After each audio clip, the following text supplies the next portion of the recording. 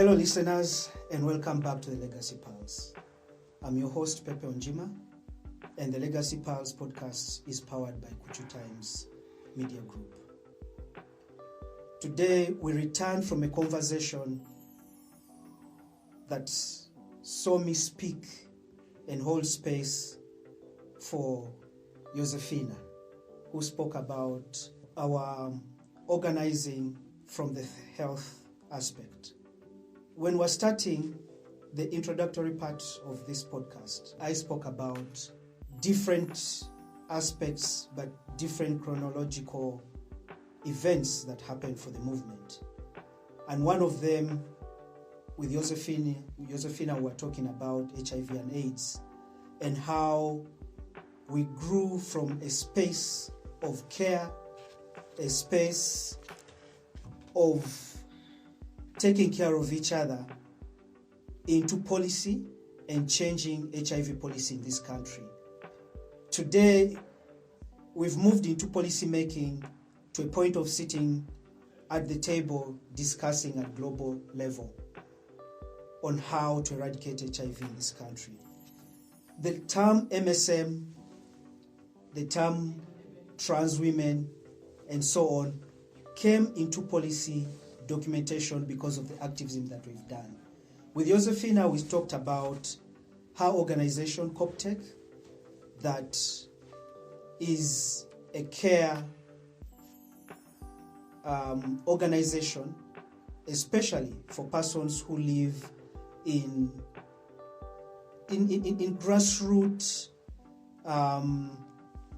slum areas, where we noticed that the HIV prevalence was rising. This is just one of the aspects or one of the things that we considered and acted upon to take action to reach or to keep dreaming about freedom for the queer community in Uganda. Today I will be transitioning into another aspect. And if you remember part of our conversations, I did mention that we were not only looking at one thing. We began from passion, then we became political, then we became legislative, and the list continues. So today I want to speak about strategic litigation. Because while policy was changing for HIV prevention and care, there were some violations that were happening there, even if the policy said differently. But also, as I get into the strategic litigation conversation, just a little bit of background that the laws we carry today have their traces in pre-colonial Uganda and pre-colonial Africa. In 1894, that was when Uganda saw the first legal instrument criminalizing male same-sex sexual relations. It was only until the year 2000, that millennium mark, when legislation came to criminalize sexual relations between females. And as we go forward, in 2005, we see legal regulation around same-sex marriage, which then got enshrined in the Constitution as prohibition of same-sex marriage, something that other countries do not have, but Uganda decided that it should be in the Constitution that guarantees the protection and enjoyment of human rights of every Ugandan and everyone within Uganda's borders. What is strategic litigation? Litigation itself is a process by which disputes are settled using legal remedies. So to say that you use the courts of law to address any form of dispute or any form of discrimination. Strategic litigation is basically having a strategy, having a plan, having a goal, having an objective as to why you are seeking redress from the courts. It sounds like a sexy term, but we're going to carry this conversation in different parts. And I'll begin this mainly with how organizing transitioned or shifted into litigation. So from passion, just us hanging out in bars and wanting to live our truth, there were things we were noticing, and I've spoken about this in other episodes, where violations were increasing. People are using conversion practices like rape, like exorcism in churches or faith-based spaces to try and cast out the homosexual demons from community. We had also embarked on the question of, do we have rights? Why is it that people are writing about us the way they want? Why is it that people are violating us physically, emotionally, psychologically, the way they want? It's like we are not even citizens, not even second class, but we basically do not exist. So those questions kept on popping. Some of us were in school, some of us were not. And those who are pursuing law, we were really expanding our minds. And we knew that there was something called the Constitution that existed. And we had to address our minds to see if the Constitution actually talks about us. The Constitution enshrines rights for every human being.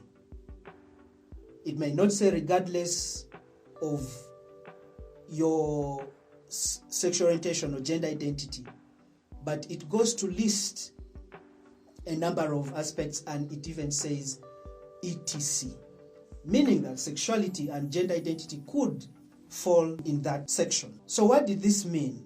For Ugandan queers, when we looked at strategic litigation, it provided some kind of hope. Because as much as we were, trying to exist socially, getting into spaces where we can get HIV care, where we can get SRHR services, we can get other health services, there was something. When those spaces were being violated, trans people still today remain the face that people say, I have seen a homosexual person. So those kinds of violations were happening. Does the Constitution guarantee right to health? It does. Does it guarantee freedom from torture? It does. Does it guarantee freedom of assembly, association, and expression? Absolutely. It does not preserve it for a certain part of Ugandans. It's for everyone. So looking at that in the Constitution, we had hope. We're like, oh, yeah, so where do we go to affirm and probably reaffirm our right to assembly, freedom from torture, basic needs?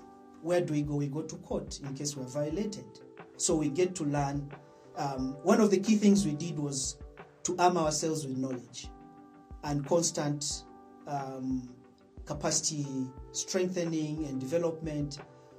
And many organizations took that on as part of their the themes that the organizations could work on. But did this, when we're thinking about it, were we even thinking that it would be a permanent solution? At the time, no. But one of the things that happened and was exciting to show us that this is actually an avenue we could use was when Victor Mkasa, one of the founders of this movement, his house was raided by the local council because someone mentioned that there were 2 women, there were lesbians in the place. Victor had a friend from Kenya who had come to visit him. And he was the person who was holding our documents. He was part of the founding of Freedom and Rome Uganda and founding of Sexual Minorities Uganda, 2003 and 2004, respectively. And so he was the custodian of this documentation, or these documents, and those were taken away from his house, and Oyo was dragged to the police station, humiliated, harassed, and also tortured while Victor was away. But when he returned to this news. Basically, the arbitrary way in which they violated his home, property, and guest, we began to think that enough was enough. And this actually forced Victor into exile in 2005. In thinking about this being a test case, we were excited. Well, like let's test the courts. But we didn't just go blindly. We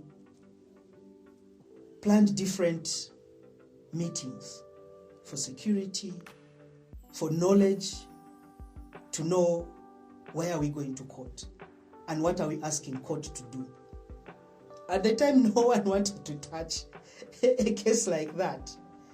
And there's a wonderful attorney or lawyer that probably many people don't know and just a few of us know. And that is Counsel Atuki Tana. Atuki Tana believed in the case, believed the violation could be held accountable and that people could be held accountable.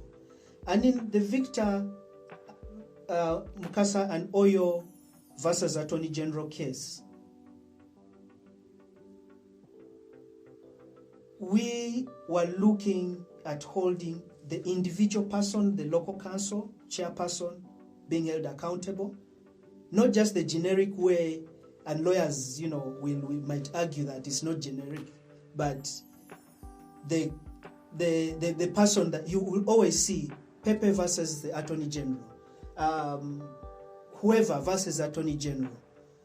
And you find that the person who actually lifted a hand to violate another being usually go off scot-free because they are not brought to book. So it was a strategic move to actually hold the local council chairperson accountable. And I want to speak a bit about this case because it's the foundational strategic litigation case that we have on book and we've recorded. I was an admin person, the administrator at Sexual Minorities Uganda. I worked with Victor Mukasa. So this case was filed in 2005, and then it kind of sat a little bit in limbo because Victor had to go to exile, and the reviving of it was around 2006 when he returned. In 2007, Sexual Minorities Uganda regroups. And when we regrouped, and one of the things that I was tasked to work on was to mobilize for an awareness session with the community. We planned for about 30 people. And through the SMS with Micah Torch and, making phone calls, I ended up calling about 80 people. We met in some place in Bunamwaya. But I will tell you, 200 people showed up. We had no security plan for more than, 50 people, but over 200 people showed up. That alone was like the pivot that what we had decided to do, one, was going to work out. Two, it had buy-in from the community, that this was beyond Mukasa and Oyo. It was about the community. The community was basically saying enough is enough. After that very meeting, we had several other meetings. And when the court date was set, we went to court, to the High Court. Do you people know where the High Court is? It's there, bang, in Akasero, around, it's now called Constitutional Square. What happened to City Square? At the City Square, let me refer to it as it was back then. It's just above there. The place is so busy. But queer people, we made t-shirts with flashes or splash of rainbow, and we went to the High Court.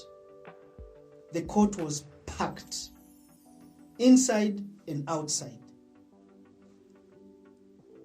It was nice to see community, population override the homophobic or homophobes, because we had pastors come to court.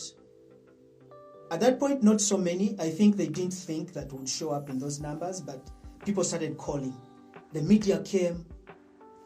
The court was just awash with queer people and media, and it was reported in whatever ways that it was reported.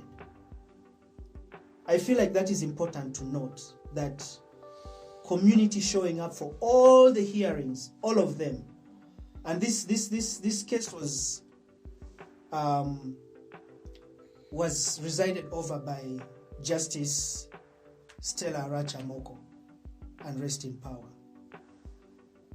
Along the way, the attorneys changed from Atukitana to Ladislas Rakafuzi. And Ladislas Rakafuzi held it up to 2008 when they gave us the ruling. And it was a positive ruling. We were called. At this point, Frank Mugisha and I had taken leadership of Sexual Minorities Uganda. But we were still mobilizing. And the day they were giving us the judgment, I've forgotten the exact date, but it was December 2008. I don't know if this is even okay to say, but the justice basically told us that she was giving us a Christmas present. I guess that's where the language of Christmas present came to Parliament during that homosexuality, enactment. So we received our Christmas present. We went into the chambers, but people were coming to court when they had, we're using SMSs, so we had spread the word, but only few of us were able to receive the judgment. We were maybe about 8 or 10 people, and we actually did fit in her chambers. The thing is, the judgment was good. It was really good. We were happy. We went into the Christmas season, the New Year. We were really excited and happy. However, that's 2008. Let me back a little bit, that in 2008, August, we had held the Let Us Live in Peace media campaign, where we wore masks and everything, to tell Ugandans that we are queer, we are proud, and we're going nowhere. That conference, that campaign for 45 days, the backlash was a creation of a coalition called the Rainbow Coalition Against Homosexuality. Funny name, right? Yours truly. Guess who? Martin Semba forms this. He can't just leave the rainbow alone. So that anti-LGBT group was formed. And somehow the momentum kind of kept on going down. Then we saw Chogam. We were present at Chogam with our rainbows and participating. And now the court affirms that we have rights, that our rights to privacy and dignity must be upheld, and that the court has upheld this. The Rainbow Coalition Against Homosexuality lit a fire. The Family Life Network also is like all over the place. And the following year, in March, then we see Scott Lively coming to the country to support, I was going to say help, but support our legislators to draft a law. The Equal Opportunities Act, someone sneaked in a clause that would prohibit minorities from participating in any cultural, social, political event without the permission of the majority. The section is 15(6)(d). But the court also ruled later, because this case was filed by Adrian Juko against the Attorney General, to try and repeal this clause. And eventually, of course, we won it, and it was repealed. But as I mentioned, these cases, because they are from a certain part of our activism, people might be thinking, okay, so if we are winning, then what's happening now? And I'll come to that conversation in a different episode. I want to focus pre-AHA 2014. The other things that we are doing to test the courts, and I don't know, hopefully at some point maybe Frank will join the conversation, because what we are doing with David Kato, myself, Frank Mugisha, we were actually going to magistrate courts and making sure that our community members who are either in remand or arrested by police and being taken to court, would stand for them. And I feel like there was a little bit of lenience or audience from magistrates and judges back then, because as long as we appeared in suits and were able to argue, we were able to get our people off and they were released. I want that to sink in. We were actually going to court and able to argue or to represent our members and making sure that they do not sleep another day in police stations or in prison. And we were successful. Those have not been documented, unfortunately, and this podcast is really taking that into account and making sure that we have those on our archives for future reference and even for today. So, litigation. Today, of course, as I speak, it's becoming the elephant in the room. I've mentioned the Victor Nkasa case. I've briefly talked about the Equal Opportunities Commission Act case, which was filed in 2009, January. And there's backlash. The backlash led to Scott Lively coming to Uganda and supporting our legislators to create the Anti-Homosexuality Act 2009 at the time, which eventually became the Anti-Homosexuality Act to 2014, because we fought fiercely for 5 years to make sure that that law does not stay on our books. Part of the backlash was we were exposed in red paper several times, but this particular tabloid in 2010, called the Rolling Stone, came up with kind of a different strategy. But it was so bold. It read, "Hang them." And this sub headline was at the top of pictures of Bishop Senyonjo, David Kato, Sam Ganafa. If you are not in the community, even when you're in the community, what does that read to you? It means that these are the people they must hang, including the rest that are on the list. That triggered fear, it triggered anxiety, paranoia, and the community was just living in utter fear.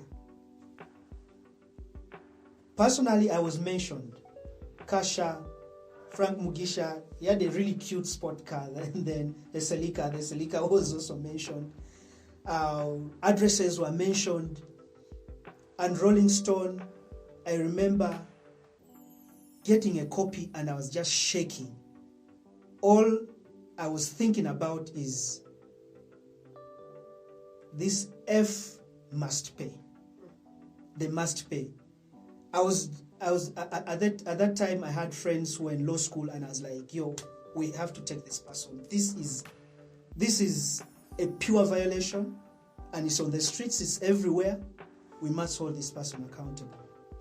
And then David, myself, I think Kasha joined us after some time. We just started moving on the streets looking for a lawyer, for someone to help us. And then we just on Kampala Road, we walked into someone's, because we were reading, they're advocate so-and-so, whatever firm. And some were like, what? You're what? You're part of this? We had to run and look for another person. And I remember calling Nicholas Opio, then Sarah Chihika, and it was Sarah Chihika who then told us, go to this place on Parliament Avenue. There's someone there, she'll be waiting for you. Speak to her. And the moment we got there, like there was a sense of safety. We just sat on her carpet in her office. We were so exhausted and so afraid, but we needed to go to court. So the first thing we wanted was an injunction on Rolling Stone, because they had printed somewhere that more is coming in the next week. We could not wait. So luckily, the attorney that we met agreed to take the case at an obscene fee. Mind you, when we sat on her carpet, she fed us. She fed us. We had drinks and some snacks while, we waited. But paperwork was done in record time. And fast forward on that is that we managed to file with the registrar against Rolling Stone.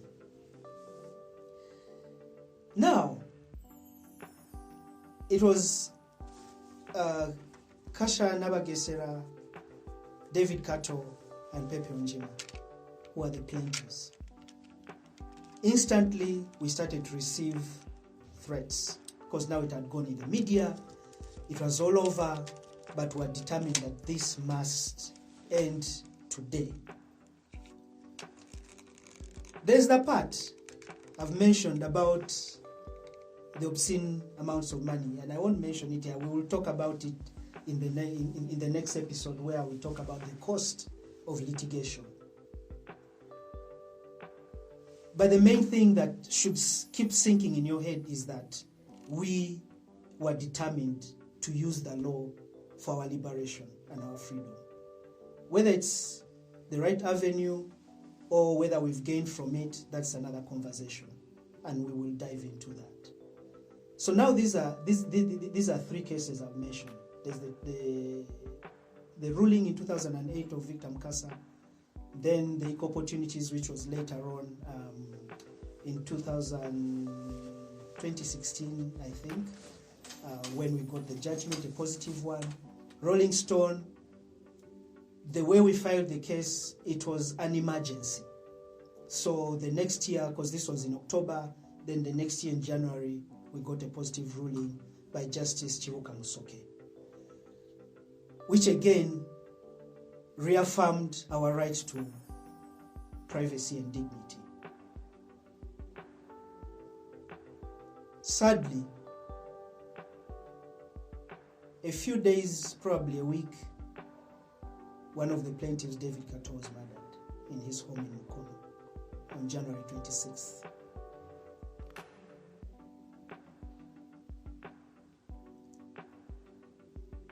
Kasha and I were receiving the same threats David was receiving before his demise. I'd spoken to David that day. I didn't know it was going to be my last conversation with him. And David Kato was the advocacy and litigation officer at Sexual Minorities Uganda. And that was a title that was strategically given to him because of the urgency he had for the queer community's agency for liberation. He was impatient. He wanted freedom like now. So he did everything within litigation to make sure that we arrived to that freedom. Unfortunately, he's not with us today. And we were scared. Kash and I were basically forcefully exiled, and we had to live out of the country for some very many months for our mental health, for our physical safety, due to the threats that we were facing. I mentioned that in 2009, Scott Lively and two other pastors, at the invitation of the Family Life Network, Stephen Langer, had a conference, a 3-day conference, which saw Scott Lively being in Uganda for more than the 3 days, and legislators going to this conference. And what he was telling them at the conference was that you must legislate and prosecute advocacy. You must have a law that regulates homosexuality. If you don't have it, the recruitment of children. So that language was introduced in 2009, in March. And in October 2009, we see the first draft bill of the Anti-Homosexuality Act 2009, which had a death penalty,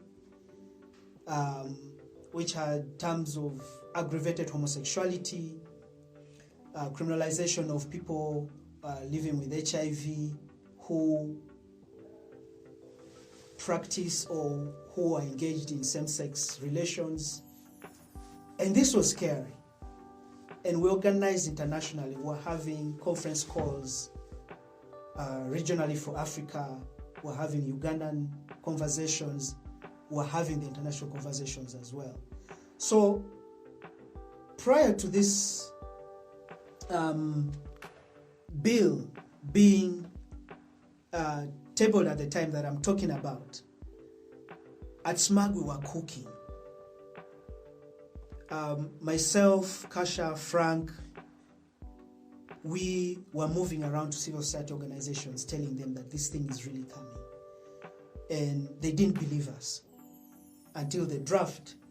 And Solomon Nakawesi was the executive director of Akina Mama at the time, and quite a flamboyant, vibrant organizer that we related with. And she was the one who brought the first draft. But something that we did prior to that was at SMAG we drafted a petition asking people to sign on it. David, Frank, and myself were moving around offices, giving people this, explaining to people, those who could, to sign. And then we distributed them, took it to Parliament, took it to different organizations, ministries and stuff. That was risky business. It was really, really risky business. But we were not as heavy as we are now. We could run. So, we dropped the petition that was signed in the pigeonholes in Parliament and took off. We even dropped one to Sababuturo because he was the one who was like really pushing so much. And we basically were doing the most. And once the draft bill came out, that was now our cue to go, and particularly Frank and Kasha sat at Akina Mama, and it was that meeting then gave birth to the Civil Society Coalition on Human Rights and Constitutional Law. We mobilized that one day, we mobilized over 30 NGOs or civil society organizations to come to this. Some of them had already signed on our petition, some hadn't. And I remember when we were at Akina Mama,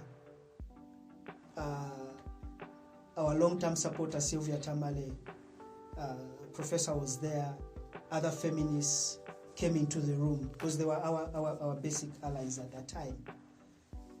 And when we came with the list, they were shocked. They're like, what? You guys, how did you even reach all these people? We're like, call.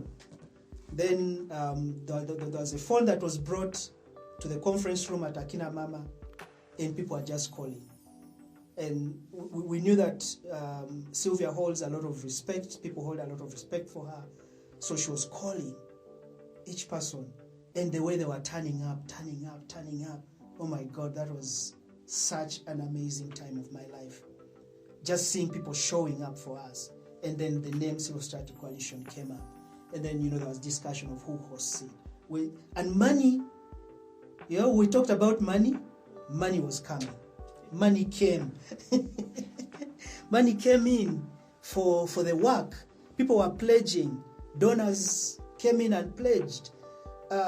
Despite all the paperwork stuff and all, people were just like, you will send the paperwork later.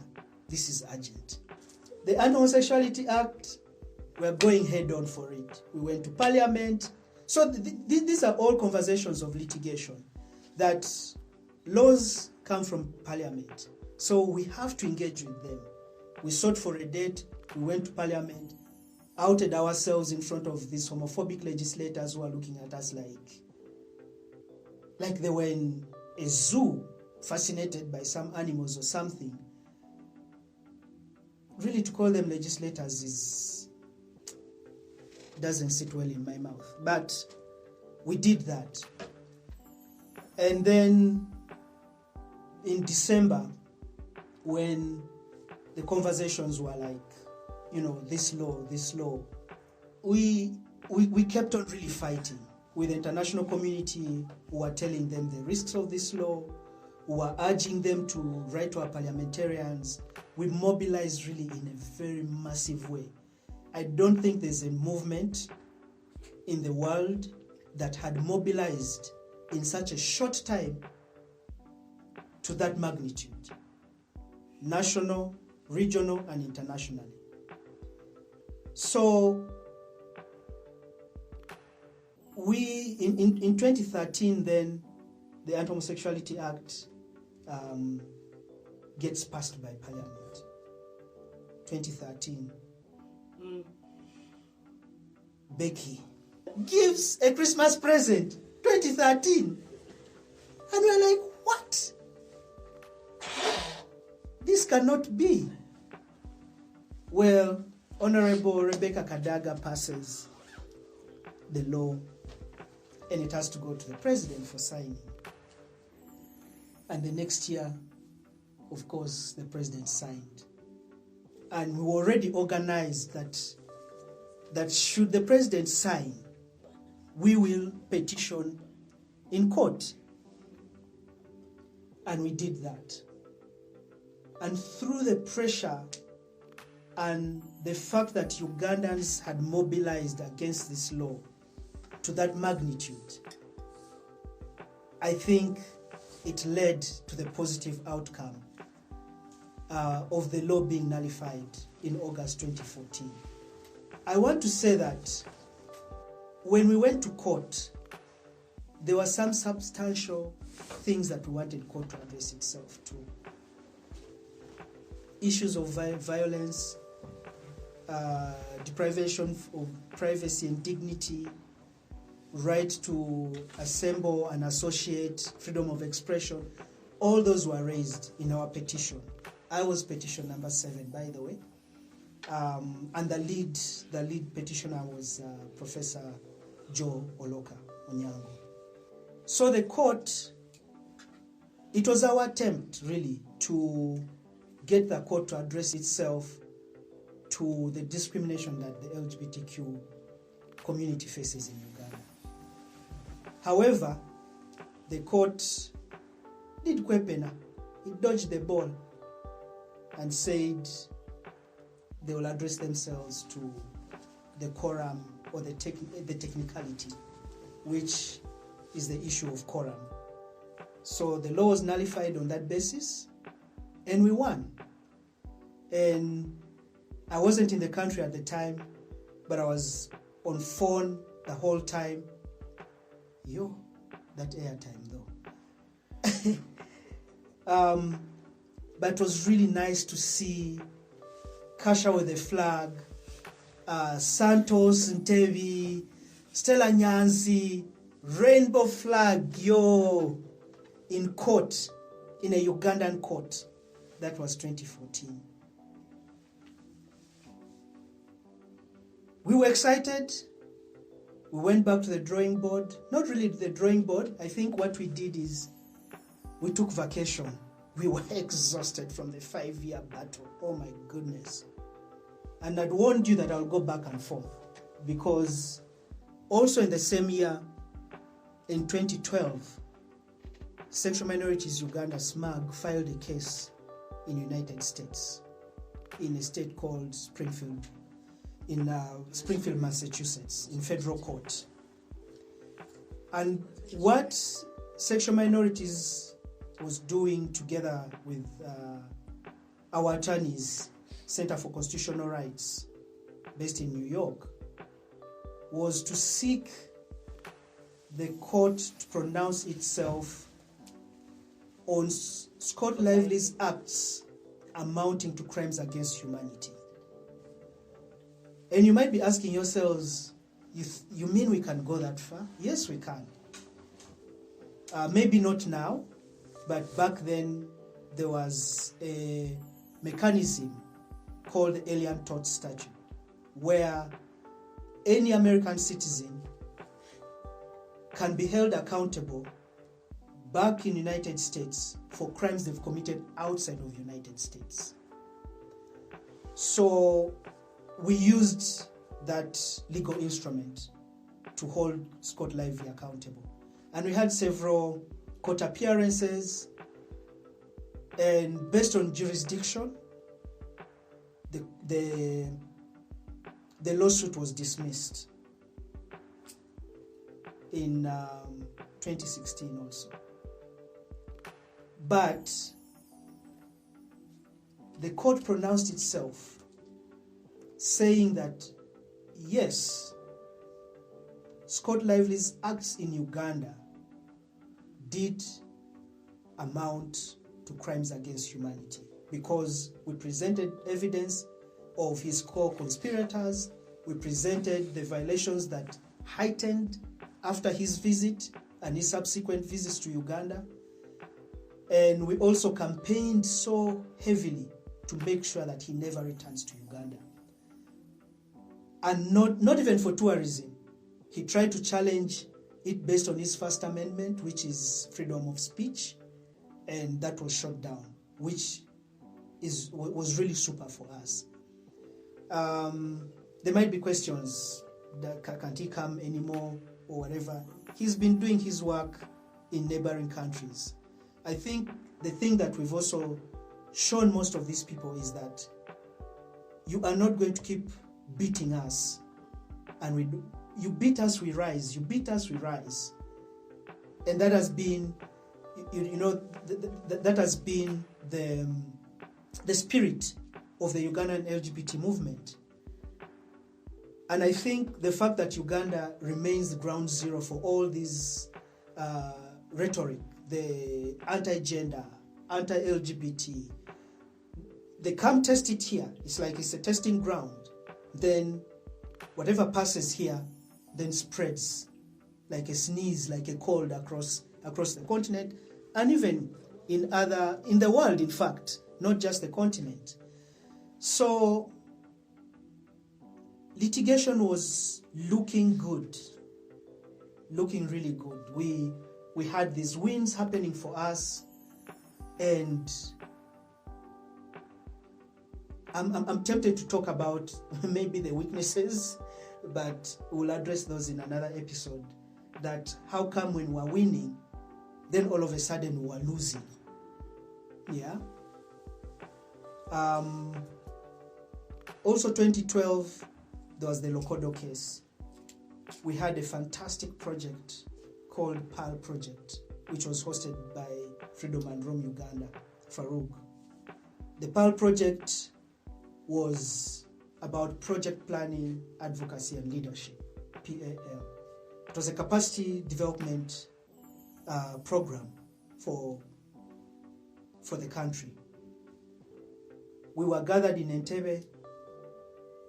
We paid for the hotel. We were in a room learning. In fact, I remember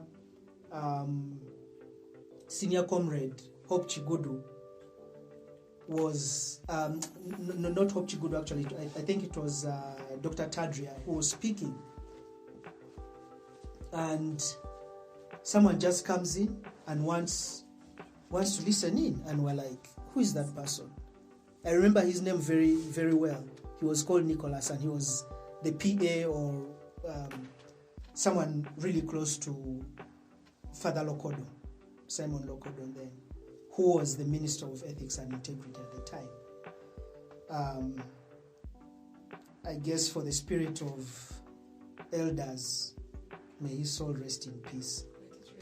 So then Lokodo also storms the room. This person goes and says, yes, they are LGBT, they are homosexuals.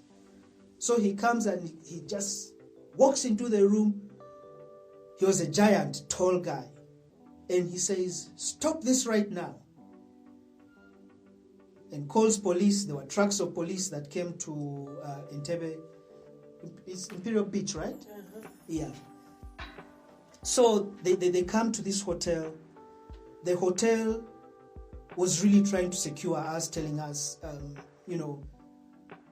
there's a lot of police. Maybe you need to, go to safety and stuff. And we managed to actually get people to safety, and a few of us remained to address the dishonorable Father Lokodo. And he said, we're promoting homosexuality, we're recruiting children. In fact, the police were on the floors where we slept, trying to look in our rooms for same-sex activity that we are recruiting. But really the hotel was amazing. They refused to mention the rooms that we were sleeping in because we equally were guests, we were paid guests. Nevertheless, this impunity and arbitrary behavior prevailed that day. So we packed our bags, made sure everyone was in safety, and once that was done, we came back to Kampala, grouped, and agreed that we open a case against Lokodo, which was basically seeking the court to pronounce itself on our right to associate, express, and assemble. Unfortunately, it was not a positive outcome. The judge ruled that he was right to shut down because of his suspicion of us promoting homosexuality and performing homosexual acts. Today, we are still appealing. The appeal in that case, we got a judgment in 2016. We appealed the next year, lost the case again, and it's just been a loss. I have a question. Yes. Does it stand if the plaintiff is dead? So now that's one of the things. That's what we're asking ourselves, that Simon Lokodo is dead. Where are we still getting? Anyway, it's legal things a bit complicated. But also we think that we've gotten another bad ruling which just happened recently from the Court of Appeal, that most courts, but also just Ugandans, respect the dead more than the living. Posthumous sort of like glory. Yes. Okay.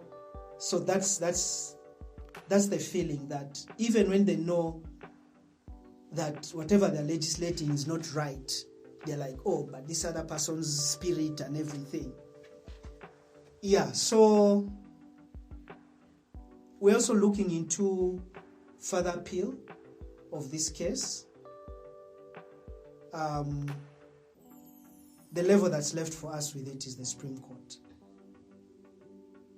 But there's also there's sort of a crowd of cases in the Supreme Court right now. There's the smug registration case against URSP. Then we have the Anti-Homosexuality Act 2023, which is also at the Supreme Court. We will have a moment to dive deep into these other cases, but just to keep them on your mind, the cases that we've had are the Victor Mukasa oil case again versus the local council of Chireka and the Attorney General, the Equal Opportunities Commission case of Adrian Juko versus the Attorney General, the Rolling Stone case where myself, Pepe, David Kato, and Kasha Nabagesera won that case. There's the Anti-Homosexuality Act 2014, which was also positive based on a technicality. There's the Lokodo case, as we call it, and its subsequent appeals. There's the SMAG registration case. There's the Course of 20 case, the Anti-Homosexuality 2023. There's the the SMAG versus Scott Lively case in the United States. There's Sean Mugisha and others versus Attorney General and DPC Kawagala, that is for 2016. And then also the usage of the quasi-judicial bodies like the Human Rights Commission. Equal Opportunity is also one of those. At Uganda Human Rights Commission, we have Jackson Mukasa and Kisa Kim versus Attorney General, which have not been ruled up to now. Then regionally, we have the East African Court of Justice, where there's Hiraf versus Attorney General.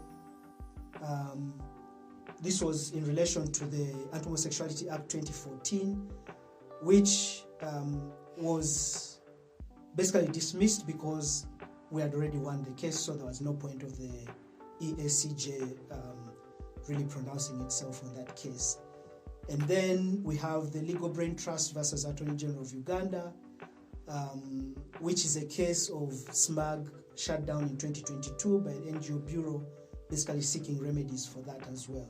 So those are like the documented cases that we have.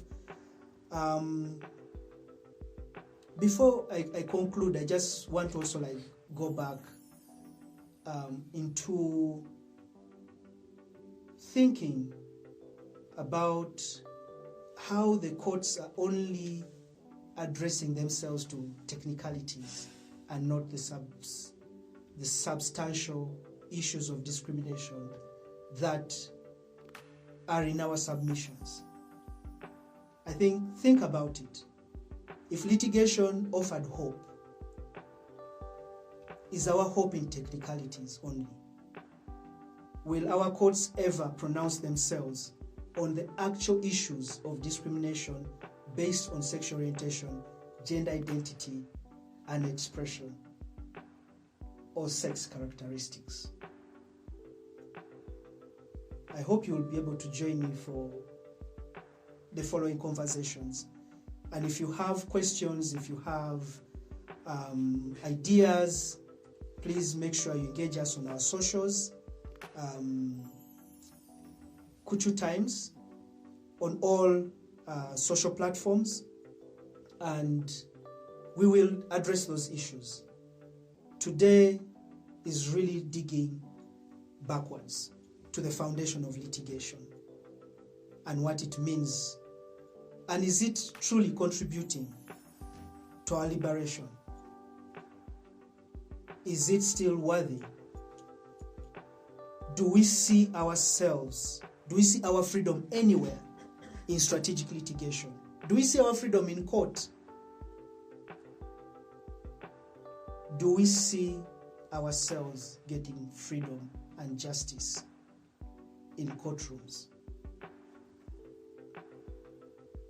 On 31st March 2026, there's going to be a hearing of the Anti-Homosexuality Act 2023. So think about this when you go to court and as you continue to live your lives. This has been the Legacy Pulse, powered by Kuchu Times Media Group, and I'm your host, the lovely, indomitable, Jaja, Pepe Onziema.